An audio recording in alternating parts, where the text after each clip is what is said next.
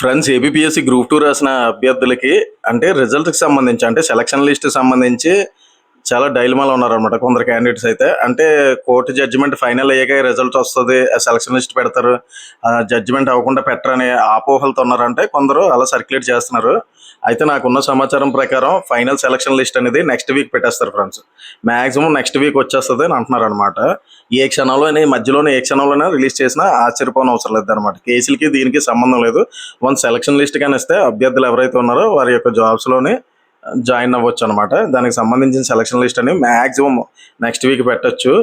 అలానే మనం చూస్తున్నాం కదా, రీసెంట్గా జరిగిన ఎగ్జామినేషన్ సంబంధించి రిజల్ట్స్ ఒకటి ఇచ్చేస్తుంది గవర్నమెంట్ అనేది.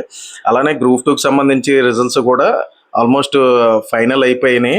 దీనికి సంబంధించిన రిజల్ట్ అనేది ఏదో ఒక క్షణంలోనే రిలీజ్ అవుతుంది ఫ్రెండ్స్. అది అయితే ఈ వీక్ అవ్వచ్చు, లేకపోతే నెక్స్ట్ వీక్ లోపు అయితే మాత్రం ఫినిష్ చేసేస్తారని అంటున్నారు అనమాట. దీనికి సంబంధించి మన గ్రూప్ 2 ఎగ్జామినేషన్ సంబంధించి చూసుకుంటే ఫైనల్ సెలక్షన్ లిస్ట్ అనేది మాక్సిమం ఇంకో 1 వీక్ అనమాట.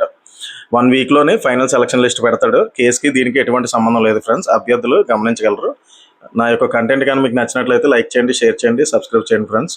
మన BSK blogs Telugu channel subscribe చేయించండి. Thank you so much friends.